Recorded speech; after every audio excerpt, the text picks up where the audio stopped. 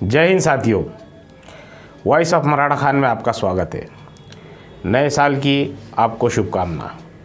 Voice of Maratha Khan जो है एक आम आदमी की आवाज़ है।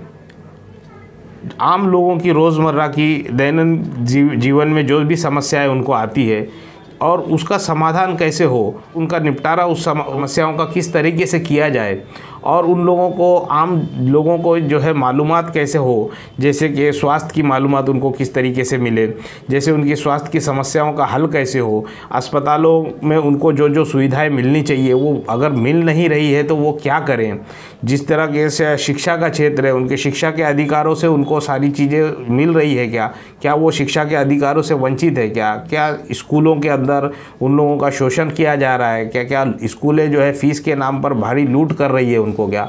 और उसी तरीके से अनेक समस्या है, जैसे मानवीय समस्या है, जिस तरीके से जीने का अधिकार है, जिस तरीके से हम कह सकते हैं खाने का अधिकार है, जिस तरीके से जो है आप किसी भी राज्य में और किसी भी क्षेत्र में जो है आपको जो है सारे संरक्षण मिल रहे हैं क्या नहीं, आप कानून व्यवस्था का आपके साथ में जो है सरोकार जो पड़ता है वहाँ पे आपके साथ किस तरीके से जो है कानून के अधिकारी और जो है पुलिस वाले आपसे बर्ताव करते हैं, उन तमाम चीज़ों को जो है लोगों को समझाने की कोशिश करेंगे, उनके अधिकारों को समझाने की कोशिश करेंगे और उन अधिकारों को किस तरीके से प्राप्त किया जा सकता है, किस तरीके से संगठित होकर के जो है लोग अपनी बातों को मनवा सकते हैं, किस तरीके से जो है अपने अधिकारों को प्राप्त कर सकते हैं। नए साल के इस शुभ अवसर पर जो है शिक्षा के मुद्दे पर हम चर्चा करेंगे।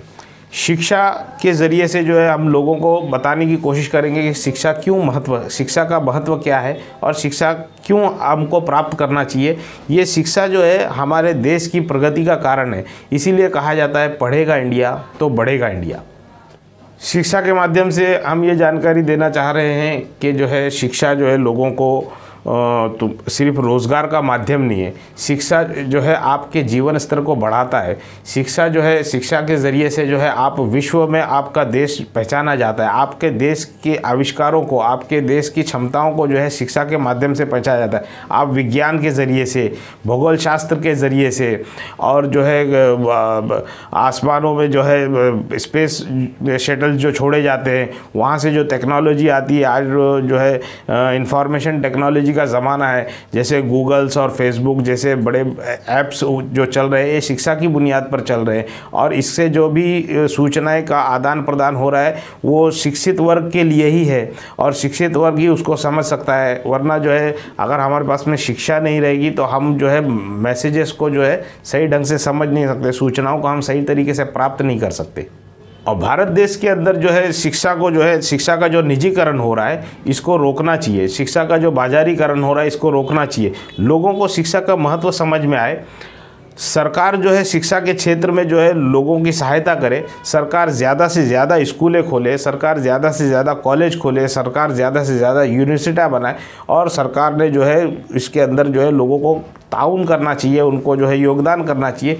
लोगों को शिक्षा प्राप्त करने के लिए मजबूर न होना पड़े, लोगों को जो है भारी फीस चुकानी न पड़े, लोगों को शिक्षा के जो साहित्य होते हैं जैसे किताबें, कापियाँ, पेंसिल, ये सारी चीज़ें जो है उनको आसानी से पर्याप्त हो जानी चाहिए। और शिक्षा जिन स्कूलों से, जिन विद्यालयों से, जिन कॉलेजों से और जिन यूनिवर्सिटियों से मिल रही वो शिक्षा, वहाँ से मिली हुई शिक्षा प्राप्त होनी चाहिए, उनको अलग से ट्यूशन वगैरह की ज़रूरत न पड़े।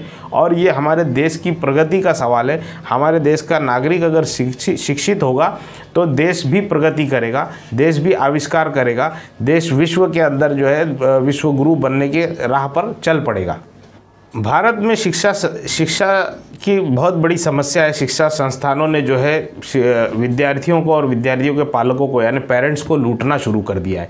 हमारे यहाँ शिक्षा के जो स्तर है, एक तो ग्रामीण शिक्षा है और एक जो है शहरी शिक्षा है। ग्रामीण शिक्षा के अंदर जो है सरकारी स्कूलें हैं और जो है अनुदानित स्कूलें हैं, इसके साथ साथ में जो है वहाँ पे प्राइवेट स्कूलों का भी जाल फैला हुआ है। उसी तरीके से बड़े पैमाने पर जो है शहरों में शिक्षा को महत्व ज़्यादा मिल रहा है और शहर के लोग ज़्यादा फिक्रमंद है, शहर के लोग लोग जो है अपने बच्चों को पढ़ाना चाहते हैं, यहाँ 3 साल के बच्चे को ले जा करके नर्सरी स्कूल में नर्सरी में बैठा दिया जाता है। वहाँ से उसके शिक्षा का शुरू होता है, जो नर्सरी क्लास से उसको लूटना शुरू किया। नर्सरी के बाद में जो है KG, सीनियर KG, ऐसे स्कूलों के अंदर जो पैसे कमाने का ज़रिया बन गया है और भारी भरकम फीस का बोझ उनके ऊपर डाला जाता है। अच्छे स्कूलों में एडमिशन लेने के नाम पर जो है स्कूलों ने कुछ अपने क्लास कैटेगरी बना ली है, जो प्राइवेट स्कूल में ऐसी कैटेगरी बन गई कि जैसे समझ लो 5 star education, 3 star education, 2 star education, ऐसा सिस्टम उन्होंने लागू कर दिया और इसके नाम पर जो है बच्चों के अभिभावकों को लूटा जा रहा है। यहाँ जो है शिक्षा का पूरी तरीके से बाजारीकरण हो गया है और इस बाजारीकरण से जो है आने वाले भविष्य की पीढ़ी को हमको बचाना है। हम लोगों को वॉइस ऑफ मराठा खान के माध्यम से ये संदेश देने चाह रहे हैं कि आप अपने अधिकारों को समझो। मानव संसाधन मंत्रालय ने जो है राइट टू एजुकेशन एक्ट इस नाम से 2009 में एक कानून बनाया है। इस कानून के माध्यम से जो है हर बच्चे को शिक्षा मिलना ज़रूरी है। 6 साल की उम्र से लेकर 14 साल की उम्र तक के बच्चे को अनिवार्य शिक्षा मिले, इसकी व्यवस्था सरकार ने की हुई है। मगर स्कूलों के अंदर इस कानून को ठीक तरीके से लागू नहीं किया जा रहा है या वो सहूलतें जो इस कानून के अंदर मिलने वाली है वो बच्चों को और अभिभावकों को नहीं मिल रही है। जैसे इसके अंदर सबसे अहम चीज़ है कि 25% ऐसे बच्चों को स्कूलों को लेना अनिवार्य होगा जो आर्थिक रूप से दुर्बल है, यानी EBC सेक्टर के अंदर जो बच्चे आते हैं उन लोगों को मुफ्त में तालीम दी जानी चाहिए। मगर स्कूल वाले ये शिक्षा जो है बच्चों तक का मुफ्त में नहीं पहुंचा रहे। उसके अलावा और अनेक बहुत सारी बातें हैं कि स्कूल में क्लास में उम्र के हिसाब से बच्चे को पीछे के दर्जे में, पीछे की क्लास में न रखा जाए, वैसे ही जो है उसके ऊपर बैग का बोझ ना हो ज़्यादा, वैसे टाइमिंग सेट हो, घर के काम उनको न दिए जाए, होमवर्क नहीं दिए जाए, ऐसे प्रोजेक्ट नहीं दिए जाए जो अनएजुकेशनल एक्टिविटीज़ में आते हैं, उसके लिए एक्स्ट्रा फीस ना चार्ज की जाए, किसी किस्म का डोनेशन नहीं मांगा जाए, ना उन लोग से कोई कैपिटेशन मांगा जाए, ना स्कूल किसी किस्म का व्यापार करे जैसे कि यूनिफॉर्म हुआ, स्कूल के बैग्स हुए, किताब कापी पेंसिलें वगैरह, ये सारी चीज़ें साहित्य वो स्कूल न बेचे। अभिभावक की जहाँ से मर्जी हो वो जा कर के ख़रीद सकते। इस तरीके का इस कानून के अंदर प्रावधान है। मगर स्कूल ने जो है अभिभावकों को मजबूर कर रखा है, एक तरीके से जो है उनको अपने मुट्ठी में पकड़ रखा है। एक स्कूल के अंदर 2-2, 4-4 हज़ार बच्चे रहते हैं, वो 2-2, 4-4 हज़ार अभिभावकों को उन्होंने जो अपने मुट्ठी में दबोच रखा है और वो अपनी मनमानी कर रहे हैं। बेजा पैसा उनसे वसूल कर रहे हैं। फ़ीस के अलावा भी जो है अलग अलग से पैसा उनसे जो है अलग अलग ज़रूरतों के नाम पर उनसे पैसा मंगाए।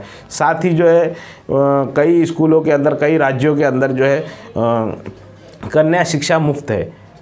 ये मुफ्त शिक्षा होने के बावजूद भी कन्याओं के विद्यालयों में अलग अलग माध्यम से उनसे पैसे मांगा जा रहे हैं। साथ ही एक क्लास से पास होने के बाद में जब बच्चा दूसरी क्लास में जाता है, आगे की क्लास में बढ़ता है, तो उससे नए साल के अंदर फिर से एडमिशन के नाम पर कई स्कूल ये पैसा मांग रही है, जो एक तरीके से अभिभावकों की लूट है।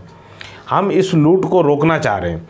हम ये चाह रहे हैं कि अभिभावक जो है जागरूक हो जाए, पेरेंट्स जागरूक हो जाए और संगठित हो जाए, क्योंकि उनके मन में अक्सर ये डर होता है कि अगर हम आवाज़ उठाते हैं तो क्या हमारे बच्चों को स्कूल से ना निकाल दिया जाए, उसे फेल ना कर दिया जाए, या उसको सही शिक्षा ना दी जाए, या उसको क्लास में पीछे बैठाया जाए, या उसको मानसिक रूप से टॉर्चर किया जाए। इसलिए अभिभावक जो है इस डर के वजह से जो है स्कूल प्रबंधकों से खिलाफ आवाज़ नहीं उठाते, वो बोलते नहीं है, क्योंकि वो असंगठित है। अगर स्कूल के पेरेंट्स, जिस स्कूल में बच्चे पढ़ रहे हैं, वो पेरेंट्स संगठित हो जाए और असंगठित तौर पर अपनी बात को रखे, तो हो सकता है कि स्कूल वाले अपनी मनमानी न करें। राइट टू एजुकेशन एक्ट यानी RTE की पूरी जानकारी के लिए हमारे अगले एपिसोड को आप ज़रूर देखिए। इस एपिसोड को लाइक कीजिए, शेयर कीजिए, कमेंट्स कीजिए और इंतज़ार कीजिए अगले एपिसोड का। धन्यवाद। जय हिंद।